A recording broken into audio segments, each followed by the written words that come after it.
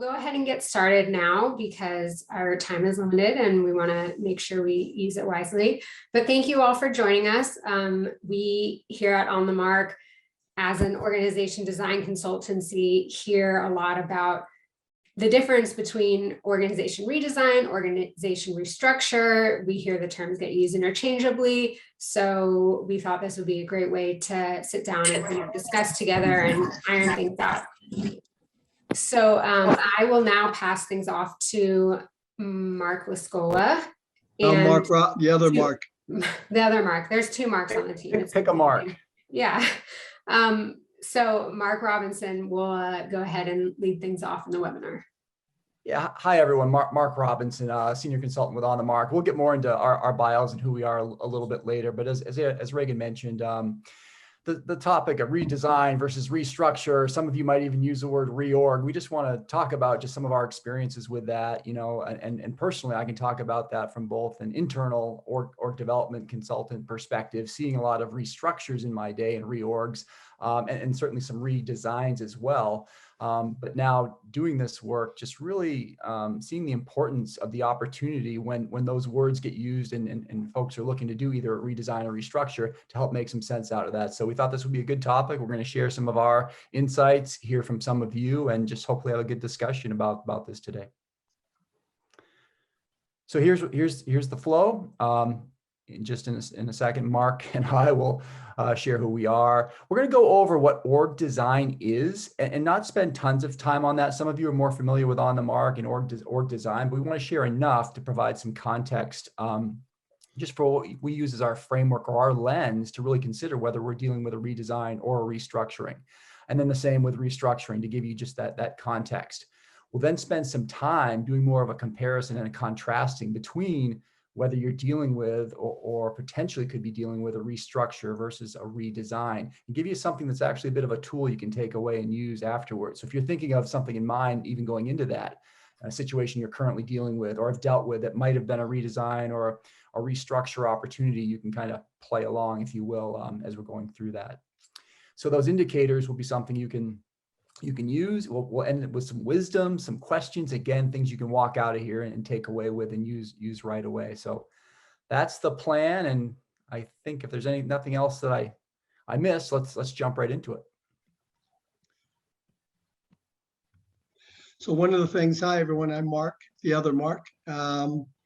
As we go through this, these are some questions that you might want to just consider asking or thinking about and reflecting on. If you've ever been part of one versus the other, and what was that like? What are some pros and cons? Whether you've been affected by a redesign or a restructure, or whether you've been part of it on the inside. What are some of the things you think they have in common? What are different? When is it best to use one over the other? We're certainly going to address that today. And what are some of the wisdoms that you've learned over time that you want to share with us? So these are just some questions we're going to come back to. As Reagan said and Mark said, we welcome your comments verbally, or you can write in chat, or whatever works for you. We'll make sure that we stop and give you a chance to ask questions as we go along the way. Mark, you want to talk about who you are? Absolutely. So as some of you might see, I got lucky with the name of the firm I joined, did a Google search, and it sounded good. Actually, I had been doing org design work internally as an org development consultant many years, and was starting to do more and more of that, and decided to go on my own for a bit. But in doing so, realized I was doing a lot of regional work, wanted to push myself a bit more, do more transformational work, join up with a firm that was really doing it well. So On the Mark, came my way, and it was just a wonderful opportunity. So that's really a bit about where I'm at now. Baxter Healthcare is where I first started doing this work, or NCR. Most of my career is with Harley Davidson, so got involved with some international org design opportunities. Loved the work there, but decided this was what I wanted to do more full time. Now, the good thing about being an internal consultant, like maybe some of you I was able to see a lot of restructures, reorgs in my day to have that kind of comparison of what could have been done. Sometimes a restructure is necessary, but I'll bring that perspective to the conversation as well. So I'll now turn it to you, Mark. Thanks, Mark. I'm Mark LaScola. I'm the colleague of Reagan and Aaron and some of the other OTM team members on the call, as well as Mark. I founded the business, we're at about 33 years, 32, 33 years ago. I guess the one wisdom I would share with you as I talk to you from Phoenix, Arizona, is that you're only as good as you help your customers be successful. So I'd like to think for our long track record is we've helped a lot of customers be successful over the years.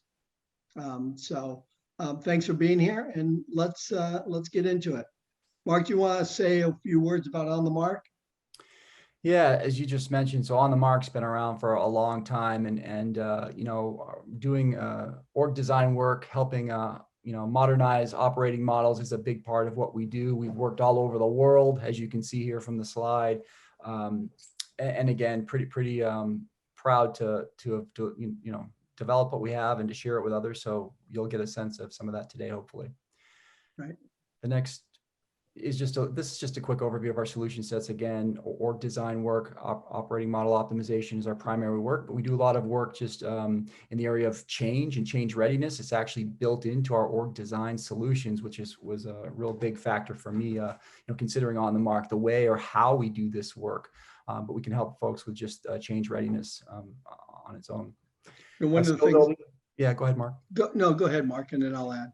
Yeah, and then just so skill building. So oftentimes we not only, you know, consult with organizations, but we help them build the skills internally, and we take a 70-20-10 or 10-20-70 approach to make sure that along with you know, delivering some learning experiences where we can be coaching and helping them learn by doing. M&A opportunities are big for us. So we have a current customer right now that we're going through that with. It's a fantastic way to look at org design and operating models. And then a little more basic is accelerated decision making when maybe a full redesign isn't needed, but it's still an opportunity to help make that operating model and that business more effective. We've been spending quite a bit of more time around the skill building, but actually standing up internal org design practices. So we have a lot of wisdom with that and what to do and what not to do in case you're in that situation where you're in an organization and say, well, we'd like to do this work internally. So it's very important for us to be able to partner with those organizations. The other thing is if you're not doing this work internally, but you're affected by a redesign and restructure, happy to take those questions as well. So this isn't just for people who do this work, it's for any professional out there. And I'm sure many of us over our careers have been affected by restructurings or reorgs or redesigns, and we'll talk about those things. To you, Mark. Yeah, so before we get into restructuring versus redesign, just a quick overview on what organization design is. I'm going to share with you just some highlights, and we'll start with just a verbal or a written description here. To give you an idea of what we're talking about. So it's aligning all parts of the business to win in the marketplace to deliver the strategic or competitive advantage. You can kind of read the rest there, and the little icon you see off to the left is representative of our applied STAR model. So the words you're seeing there, you know, deliberate process of configuring informal and formal, the value stream, the structure, the technologies, the management systems, all those components are really a key part of our applied STAR model. So this is just a written version. We'll pop into the next slide.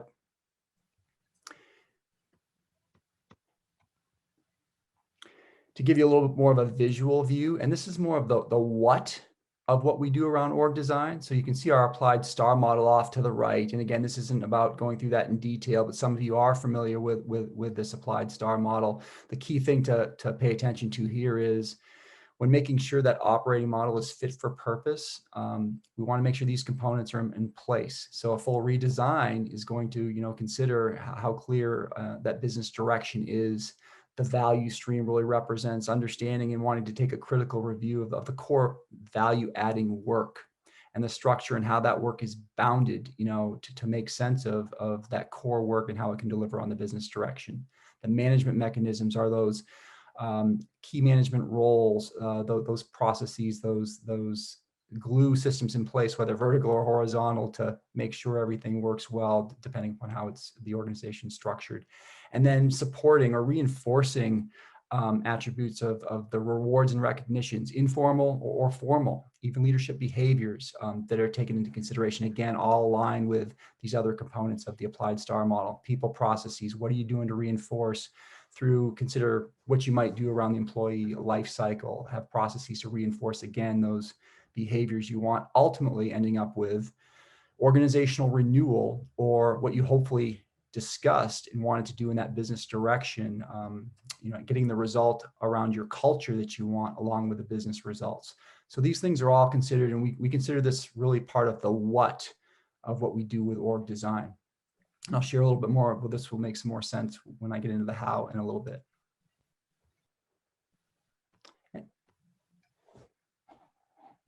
So it wouldn't be complete. And again, we're going to spend just a little bit of time here, but I'll give you a sense of how this how of what we do really is important as well when we're doing a full org design or redesign effort. So starting with the contracting, and that's when you're first probably going to notice whether the client or customer is actually starting to consider whether it's a redesign in this case or a restructure, because of the way they're going to start to speak or talk about what they think needs to be done. So contracting is really important to get a sense if that customer is ready to do this work.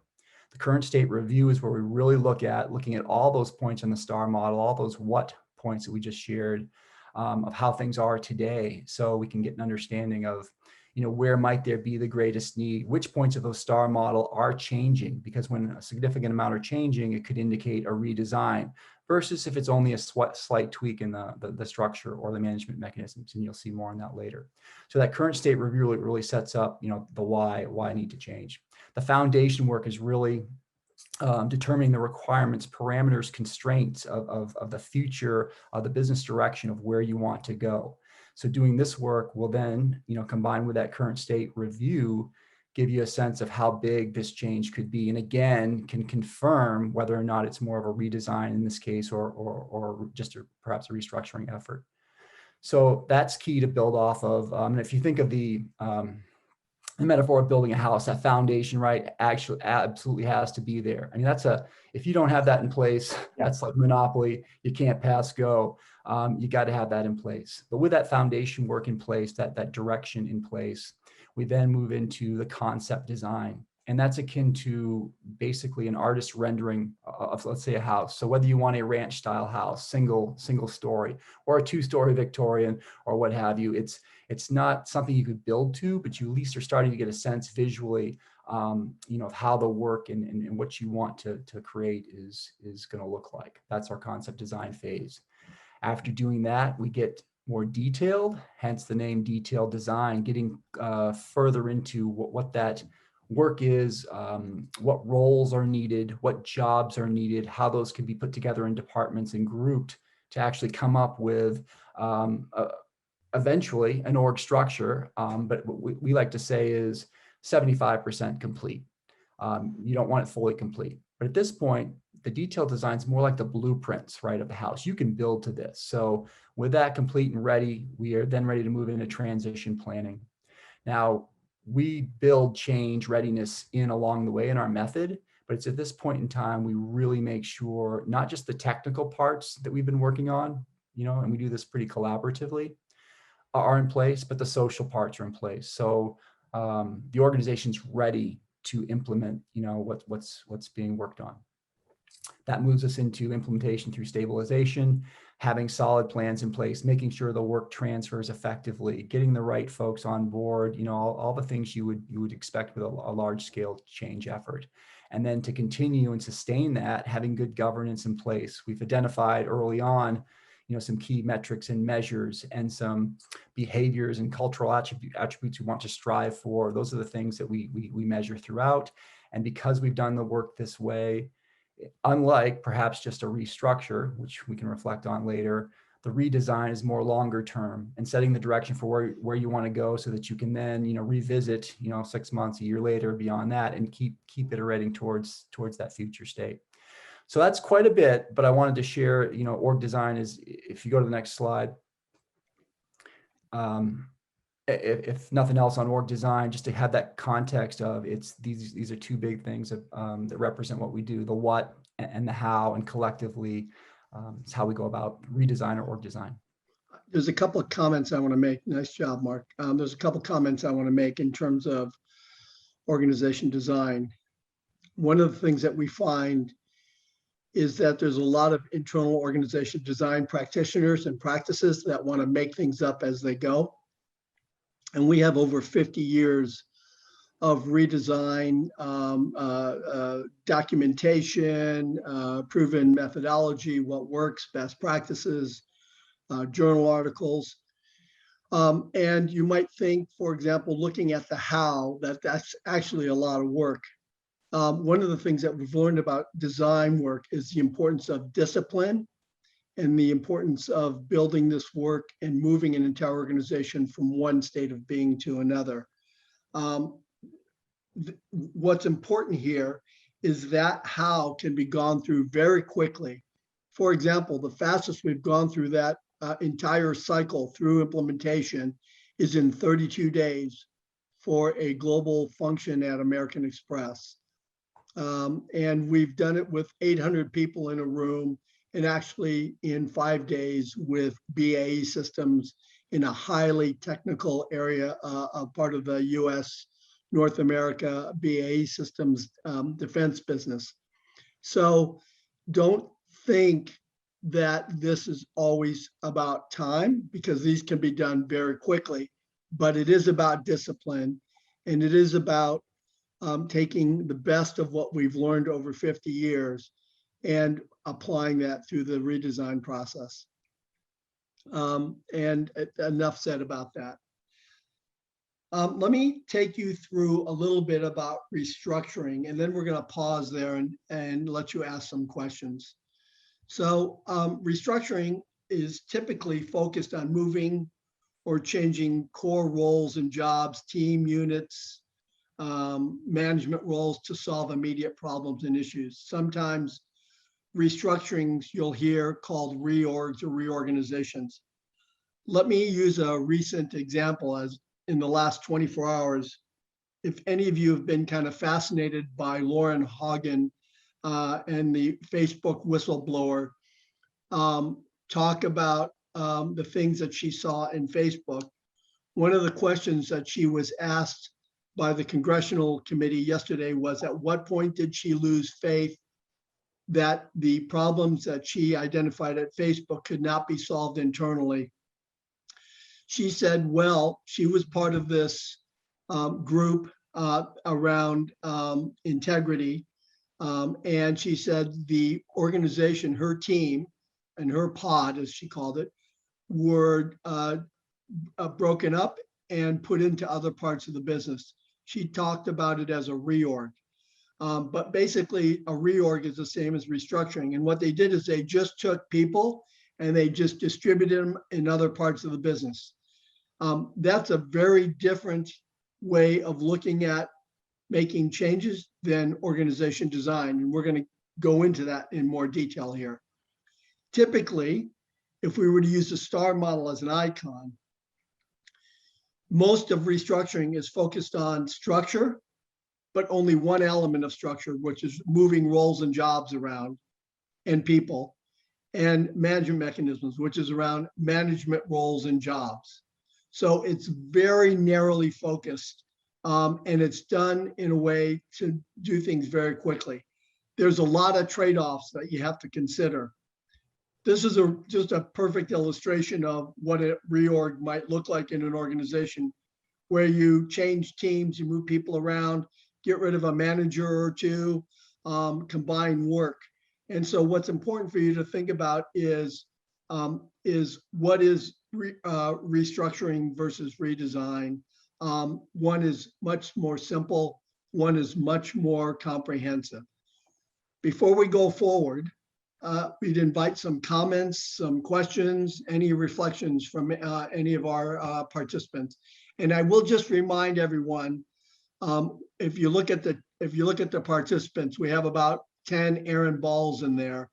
It would be useful for you to right-click on your name on Zoom and rewrite your name, since we know there's only one Aaron Ball on our call here. So with that said, how about some comments or some questions from anyone? I bet it's going to be from Aaron Ball. Odds are with you, Mark. Mark, I have a questions, not questions, just inquiry actually. What you have said in restructuring, there is two elements involved in star models. So there are three elements behind. So shouldn't we consider whole systems to reconstruct? Mark, did you want to take that first stab at that, and then I'll go? Okay. Okay. Could you go just first earlier slides? Are there slides, Saeed? Say it again. Okay. Could you go the first slide just before the slides? Go back a slide. The previous slide. Slides, yes. This slide here. No. First, here. Yeah, here is you say that no. That Maybe one. the one that showed both the cycle and the star.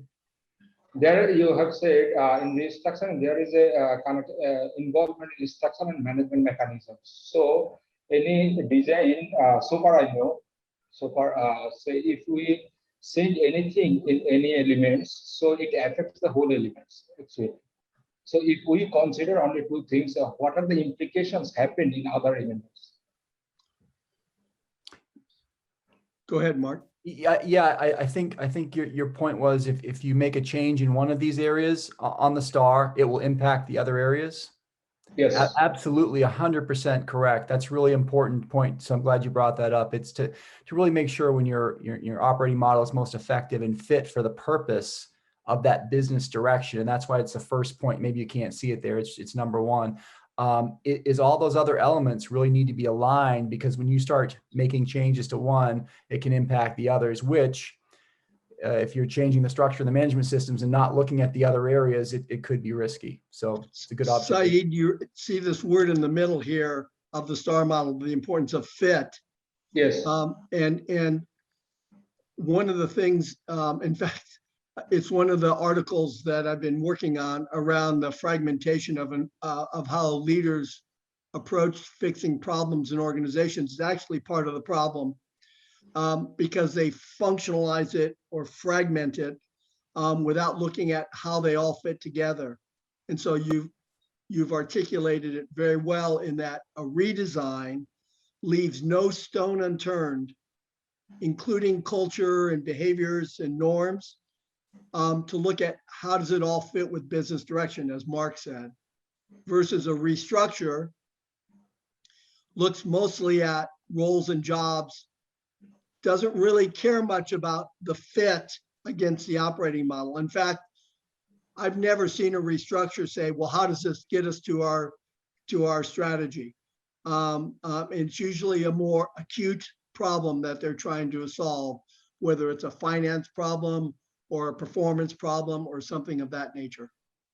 Yeah, recently, unfortunately, with COVID, I can't remember the statistic or the article, but it was a high percentage of organizations through furloughs or having to make some changes immediately because of the COVID situation had to make some restructuring changes.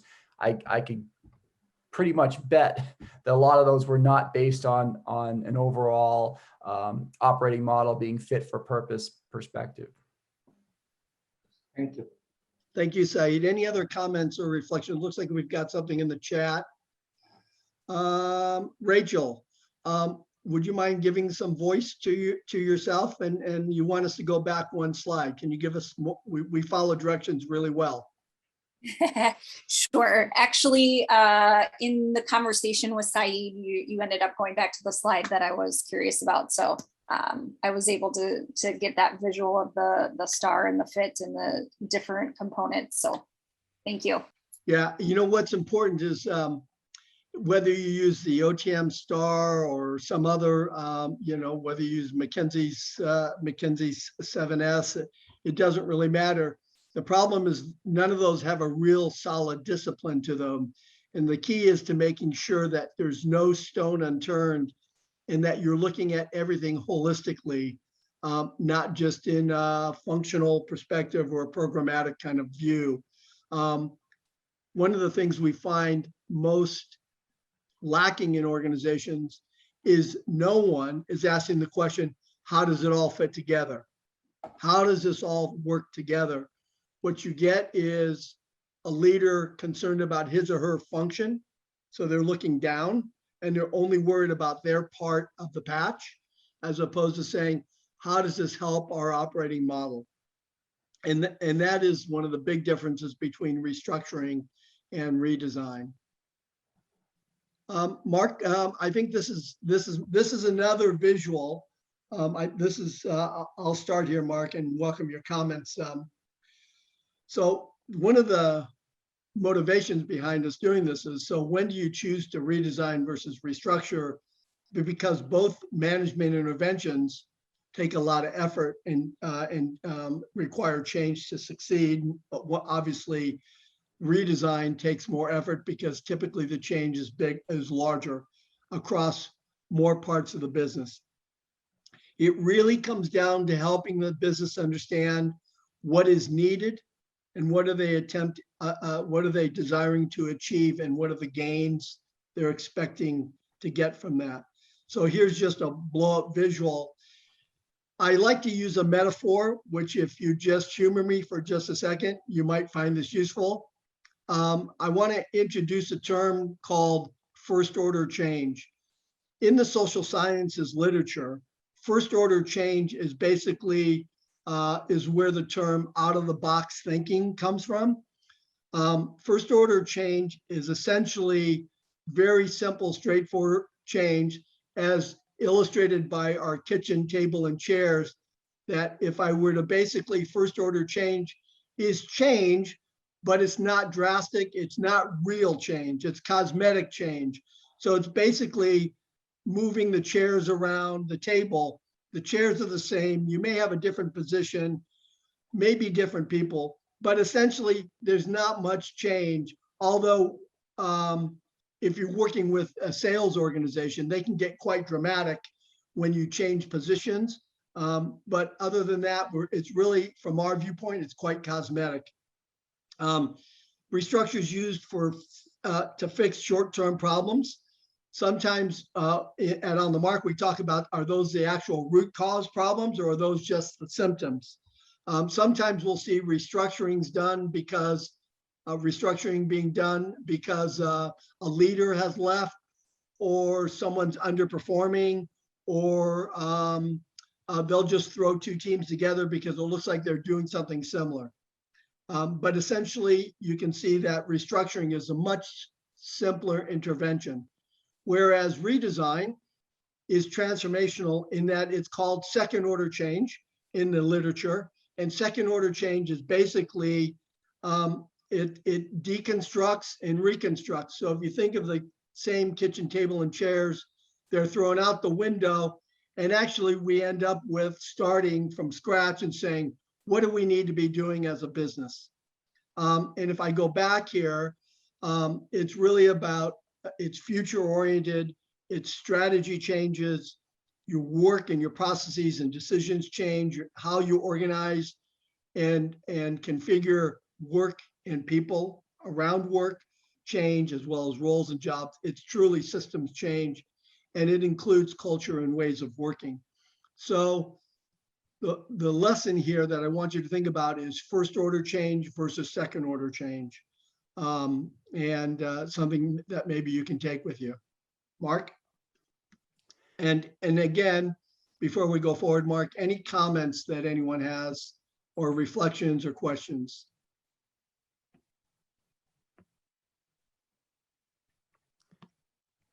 And if you think the metaphor is corny, you can tell me that, and I won't be hurt by it. Let's go ahead, Mark. Why don't you take the next section? All right. So what we're going to do now is share with you just again something that we think you can use right away. It's just a quick way to use the applied star model as a way to review some different indicators and using those points on the star model to do so to help you understand. Perhaps you're in a situation where a customer or client's coming to you saying they want to reorg or redesign, or you're trying yourself to figure out what to do. This will help you do that. So we'll go ahead and go to the next slide. Well, and so one of the first things, and it's why we use the star, and to Mark's point, whether you use the OTM applied star or some other method, whether it's, you name it, that's not the point. You know, there's multiple ways you can look at the whole system, but that's really the point here, right? Is looking at the bigger system holistically for what's going on to let you know. That's the first kind of bigger indicator, right? This model in general to see if you might be dealing with a redesign situation. So if the business direction is changing, absolutely you should be considering a redesign of your operating model overall if it's fit for purpose. And if several of those, or 3 out of 4 here of the elements are changing, it's probably time for a fit for purpose assessment and a redesign. That's a big picture. So we'll go through a few of these more specifically. Mark, before you go forward, if you wouldn't mind, let me add a couple of additional comments. The 4 elements of the star that you see highlighted, we consider those drivers of organization operating models. So changes going on in an organization, like let's assume you've got Lean Six Sigma going on and they're improving the value stream. And then you've got leaders restructuring teams. And then you've got IT bringing in technology or AI or some kind of technical advances that you're going to put in a new system. If you look at those in totality, in essence, what's happening is you are changing the operating model, which is why we talk about that there's no such thing as IT transformation. There's only operating model transformation. Because you can't put in a new technology and not affect all these other parts of the business. So if you have 3 out of 4 parts of a business that are changing, as these 3 out of 4 parts, then someone needs to be raising the question is this a redesign versus is this something else? Mark? Yeah, so we'll walk through a few of these just with some, if you can see there on the right, again, thinking of a change of your own, whether you're dealing with it now or you have in the past, you know, hopefully these things on the right will give you an idea of what you may or may not be facing. So with business direction, if it's a redesign, if it's truly a redesign, you're going to hear and see, you know, indications that business direction or strategy is changing. The competitive difference, so how you provide value, how you're you know, why you're chosen versus someone else could be changing. That's another indicator in the business direction area. Same with any changing customer experience. If you're desiring to be more, let's say, customer intimate than you've been in the past, those are the kind of things that are going to indicate a redesign is probably needed. Versus if it's just restructuring when it comes to business direction, probably a lot of talk about the current problems. You know, like again, in this past pandemic, hey, we've got a furlough, we've got to let some folks go, you know, that's very current.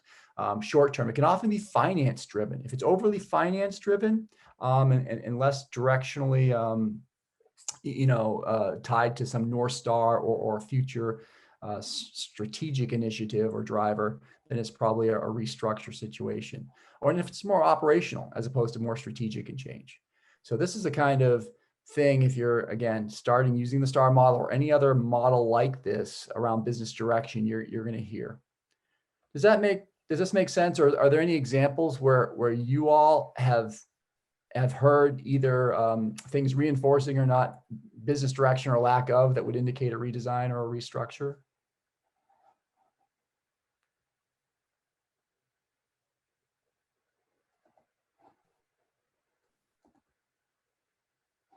Hi, this is, sorry. Go ahead, Hi, Tally. this is Tally. So I work for a large healthcare technology company, and this is very helpful. As you guys are talking, I work on the HR business partner side, so kind of straddling both the business and the HR. And we've stood up an OD function within our HR organization. Some of the challenges is as HR professionals, we know it's a redesign, but the business thinks it's a restructure.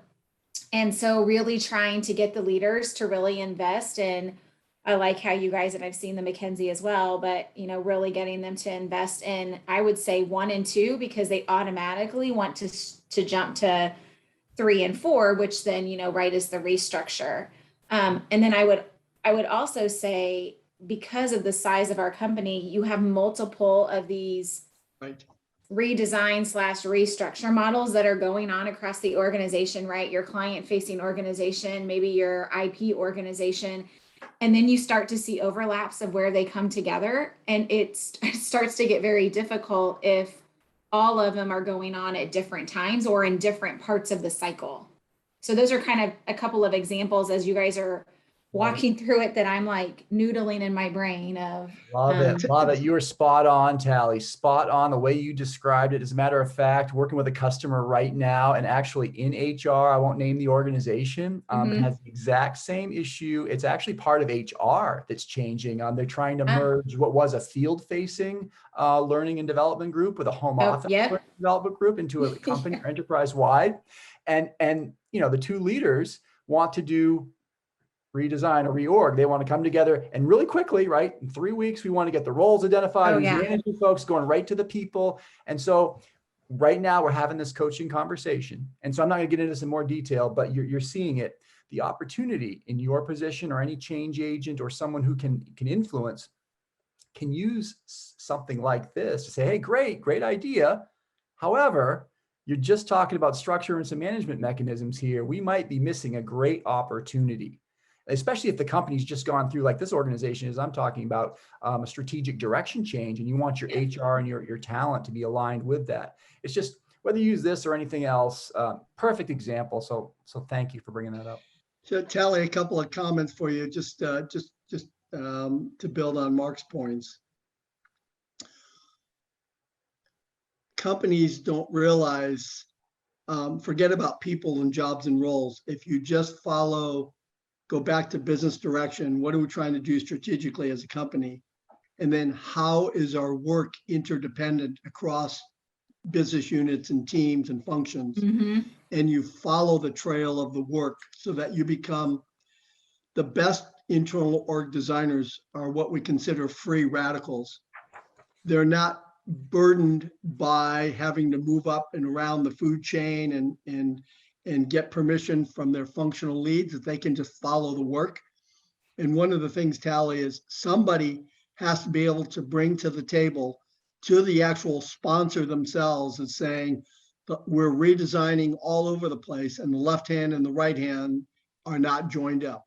Yeah. And you can see that.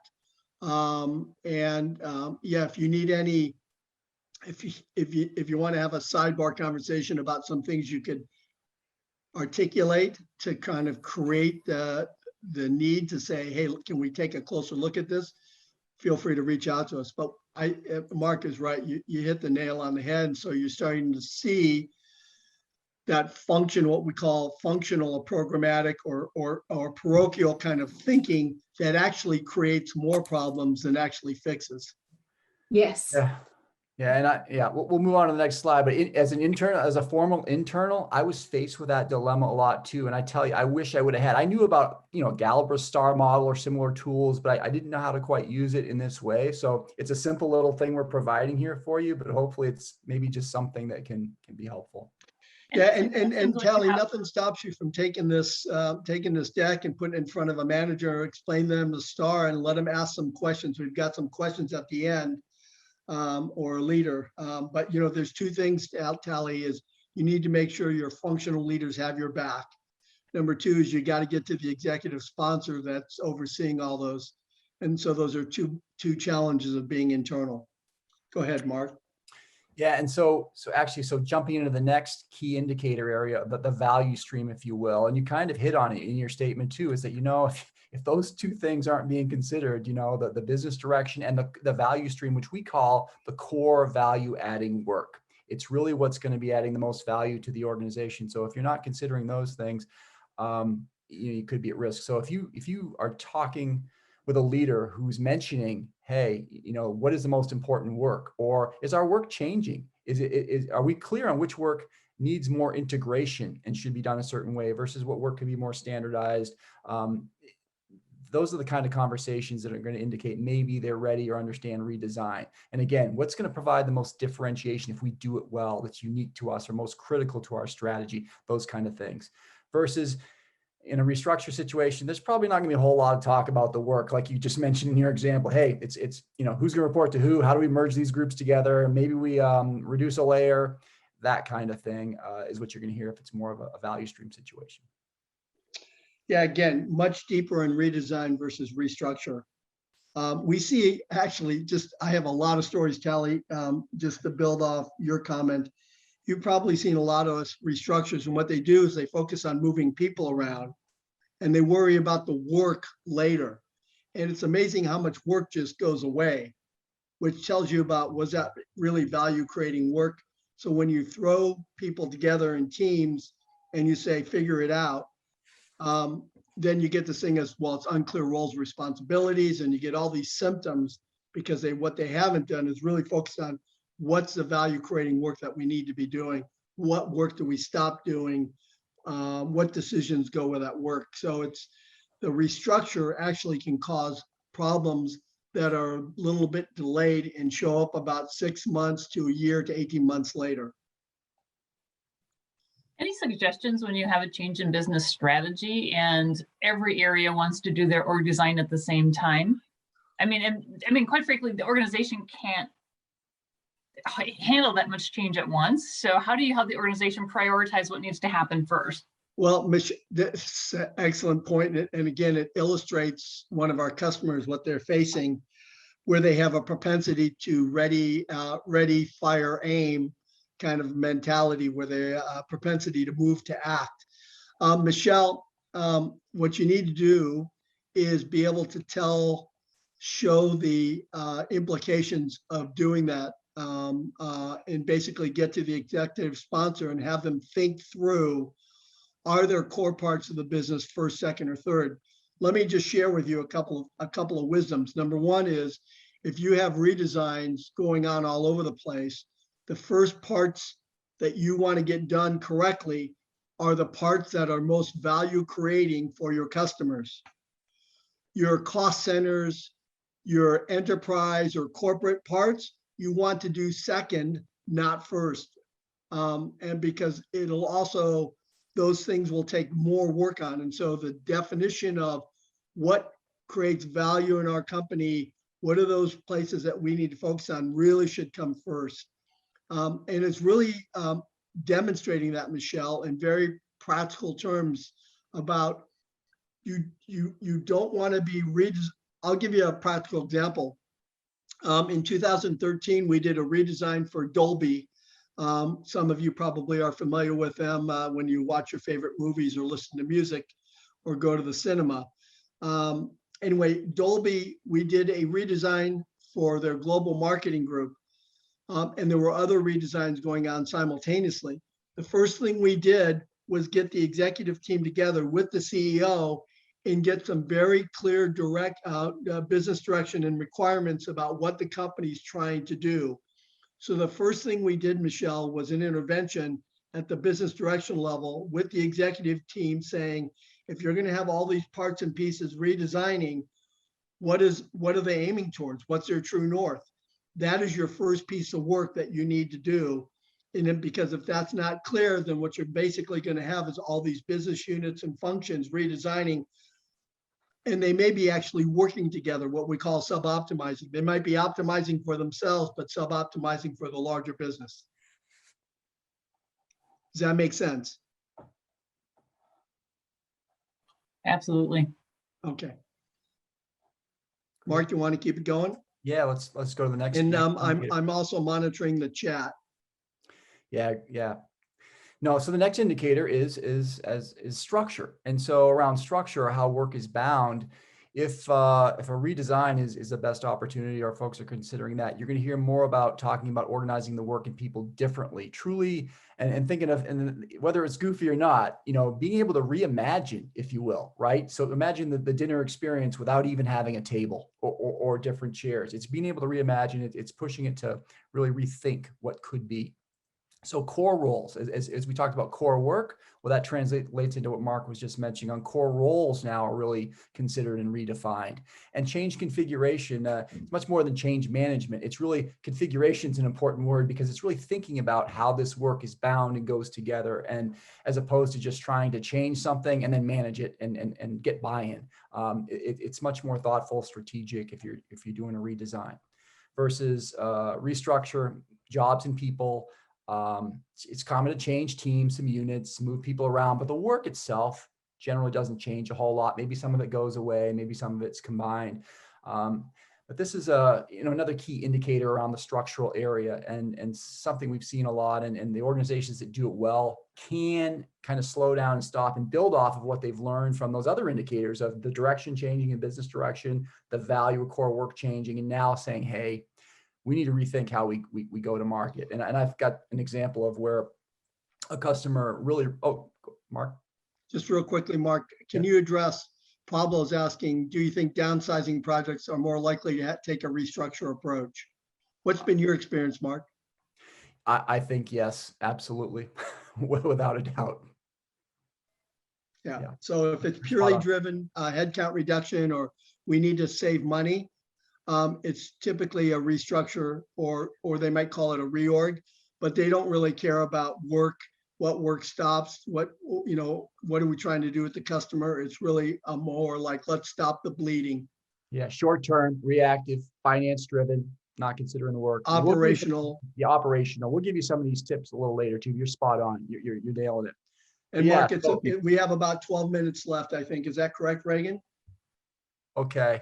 Then we probably shouldn't share too many stories. We got plenty of them for you, but we'll keep moving through to give you, again, a sense of how to use these indicators to help decide whether or not you've got a redesign or restructure situation.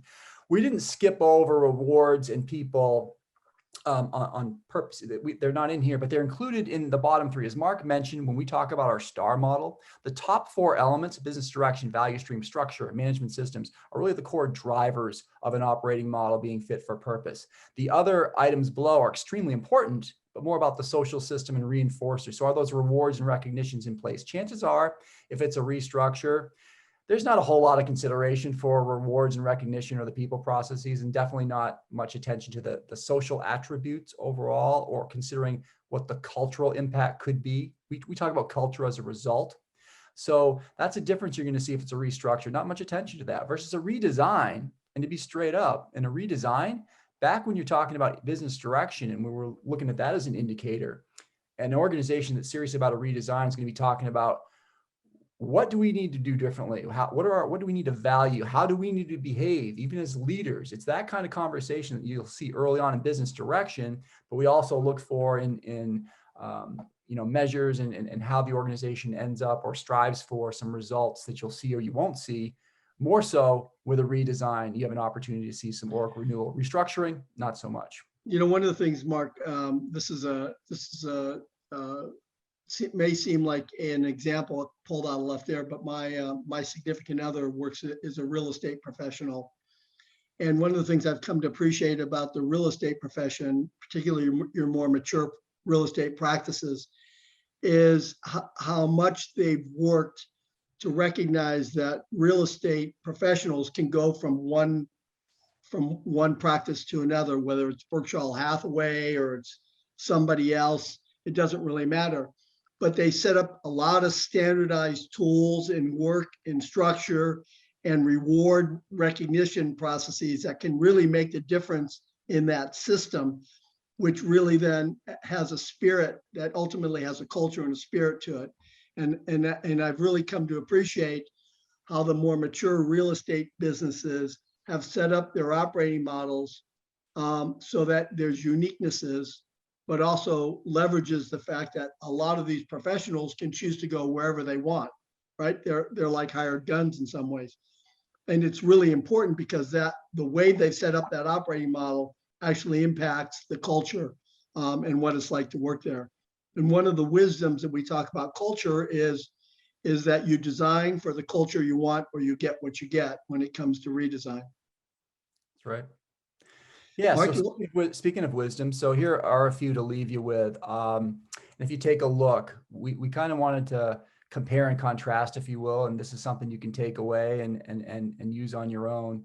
Won't go through all of them, but I'll highlight a few, and you can react as well. So I think we've made this point pretty clear. Oftentimes restructure is much more commercial or financial focused, quick fixes versus really considering, how are we going to grow and compete in the future and differentiate with a redesign, much more of that business direction focus. The value creating work, number 5, you've heard us talk a lot about that, being either really conscious or not considering that as a big indicator. Pablo's question, a targeted reduction in force, you nailed it, Pablo, right there. More likely of a restructure. Now, doesn't mean that there won't be, some capacity release or changes, in leadership with a redesign, but it would be much different in that that's not the immediate end game. That's not the immediate purpose. So it can happen, but it's a different context. Yeah, So and the leader turnover happens in redesign. And it's not specific to leaders because for those of you HR professionals on the call, you're thinking of strategic talent maps. In the redesign, you're actually integrating what roles and jobs do we need going forward, and do we have the right skills?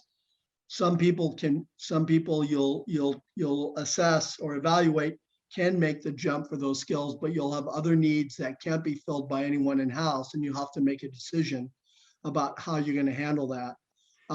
The loss of 10 to 40% of leader turnover typically comes as a result of, and this is another indicator of redesign versus restructure. When typically you restructure, the large consulting houses like, I don't need to mention them, will go about what they consider redesign by identifying the managers first and leaders of each business unit. And the problem is, that's not redesign, that's restructuring, although they frame it as redesign. When you're doing redesign properly, the last thing you put in place are management roles and jobs, both at the executive level as well as at the frontline level, which means that those leadership roles change quite dramatically, which means number 1 is, hey, Miss or Mr. Leader, do you really want to be part of this business? Is your head and heart in this business? Many times leaders will say, I don't believe in what we're doing now. I don't, I've been on the fence. It's time for me to exit. Or another option might be, we don't have a place for you. That happens in almost every one of our redesigns. Before we close things up, are there any comments, chats, reflections that you want to share with us, or you want to ask? Mark, this is Johan from sunny South Africa. Hi, Johan. How are you, my friend? I'm very well, and you? Excellent. Thank you for asking. I just want to make a quick comment, Mark, and it's specifically around point number 7 that you have there on your list. If you have constant restructuring, there's fatigue setting in an organization. People are getting fatigued if they experience the one restructure after the next. Right. And I think that's a big problem for most organizations. And I think the last point that I just want to make is that if you don't eliminate some work, if you only restructure people without stopping some of the activities, that work will always come back because someone is expecting the work to be done. So that work will always come back, and eventually you will get consultants or external people at a much higher cost to come and do the work for you.